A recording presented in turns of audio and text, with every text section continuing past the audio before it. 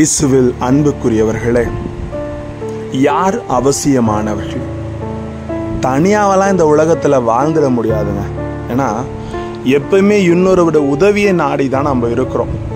ஆனால் நாம் நமக்கு தேவையானவர்களையே நம்மோடு வைத்து வாழுகிற ஒரு தன்மையில் இணைந்து வாழ்கிறோம். ஆனால் இப்படி இருக்கிற நமக்குள் ஒரு மாற்றத்தை இறைவன் கொடுக்க விரும்புகிறார். யார் அவசியமானவர்கள்?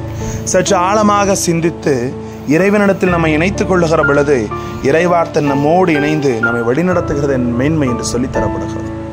வார்த்தையோடு இணைந்து இறைவார்த்தை நமக்கு எதை கற்றுத்தர விரும்புகிறது, யார் அவசியமானவர்கள் என்பதை அறிந்து கொள்ளலாம். வாங்க. Praise the Lord. இயேசுவுக்கே புகழ், இயேசுவுக்கே நன்றி. இறைவனின் அருட்கரமும் அருளாசிரும் உங்களோடும் உங்கள் குடும்பத்தோடும் நிறைவாக தங்கிட உங்களை நான் வாழ்த்துகிறேன்.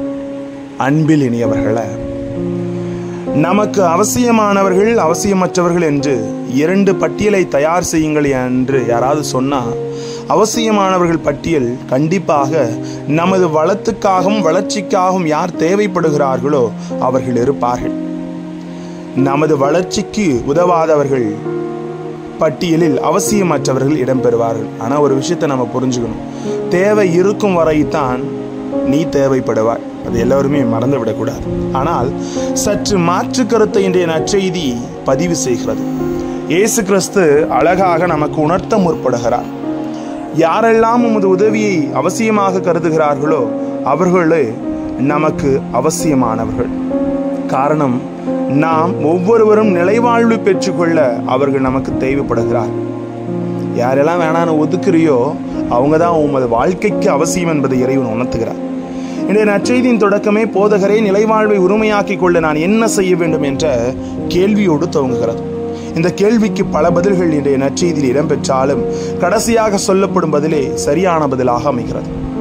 நீரும் போய் அப்படியே செய்யும் என்பதே மிக சிறந்த பதிலாக அமைகிறது. அதாவது, உனது அவசியமான உதவியை தேவைப்படுபவர்களுக்கு நீ தேடி போய் உதவுவதே நிலைவாழ்வு உரிமையாக்கிக் கொள்ள ஒரே வழி என்பதை இயேசு கிறிஸ்து அப்பட்டமாக வெளிப்படுத்துகிறார். நம் காலத்து நல்ல சமாரியர் யார் என்று சிந்தித்தால் பளிச்சென்று நம் எண்ணத்திற்கு வருவது நமது அன்னை தெரசா. புனித அன்னை தெரசாவின் இறுதி சடங்கின் திருப்பலியின் போது மத்தேயு 25ஆம் அதிகாரம் 31-45 வரை உள்ள நற்செய்தி பகுதி வாசிக்கப்பட்டது. இந்த பகுதி தேவையில் இருப்பவரின் பட்டியலை தருகிறது. பசியாய் இருப்பவர்கள், தாகமாய் இருப்பவர்கள், கதியற்று இருப்பவர்கள், உடுத்த ஆடையின்றி இருப்பவர்கள், நோயுற்று இருப்பவர்கள், சிறையில் இருப்பவர்கள் இந்த பட்டியலின் கதாபாத்திரங்களாக இடம்பெறுகிறார்கள். இப்படிப்பட்டவர்களை தேடி தேடி புனித அன்னை தெரசா உதவி செய்ததினால் இந்த நற்செய்தி பகுதி வாசிக்கப்பட்டது. அது மட்டுமல்ல, தேவையில் இருப்பவர்களை தேடி தேடி உதவி புரிந்ததால் அன்னை தெரசா புனிதர் என்ற நிலையை அடைய அவர்கள் அவசியமானவர்கள் ஆகிவிட்டார்கள். இறைவன் ஒவ்வொரு மனிதரையும் சார்புத்தன்மையோடு படைத்ததற்கு காரணமே ஒவ்வொருவருமே இன்னொருவருக்கு அவசியப்படுகிறார்கள். கிறிஸ்துவ பார்வையில் பார்க்கும்போது ஒவ்வொரு கிறிஸ்துவரும் நிலைவாழ்வை பெற்றுக்கொள்ள தேவையில் இருக்கும் ஒவ்வொரு மனிதருக்கும் இதற்கு மிக அவசியமான வாய்ப்புகளாக அமைகிறார்கள். இயேசுவின் இந்த கூற்றை நற்செய்தி வழியாக உணர்ந்தவர்களாய் தேவையில் இருப்போருக்கு நாம் அவசியம் என்பதை காட்டிலும் நமது நிலைவாழ்வுக்கு அவர்கள் அவசியம் என்று கருதி உதவி செய்து விடலாமே. சற்று யோசிப்பான்.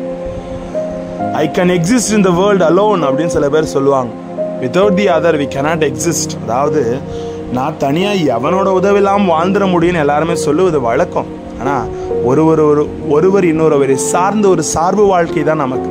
Without the other I cannot exist. அதாவது, யாருடைய உதவி இல்லாமல் என்னால் வாழ முடியாது. அதுதான் உண்மை. எல்லோரும் இன்னொருவரை சார்ந்து ஒன்றான ஒரு செயலை தான் வாழ்கிறோம். அதைத்தான் இறைவார்த்தை நமக்கு சொல்லித் தருகிறது. எனவே இறைவனோடு இணைந்த மனிதர்களாக, கடவுளின் அருளை உணர்ந்த மனிதர்களாக நாமும் ஒருவர் இன்னொருவரை ஏற்றுக்கொண்டு வாழ முற்படுவோம். இறைக்கிறன் நம்மோடு ஜெபிப்போமா. அன்பு இறைவா, யார் அவசியமானவர்கள்? தேவையில் இருப்பவர்களே அவசியமானவர்கள் எனது நிலைவாழ்வுக்கு என்பதை ஒவ்வொருவரும் உணர்ந்து முடிந்தளவிற்கு தங்களால் முடிந்த உதவிகளை பிறருக்கும் செய்து இறைவனின் அருள் சேர எங்கள் ஒவ்வொருவரையும் ஆசீர்வதியும் ஆண்டவரே. Praise the Lord.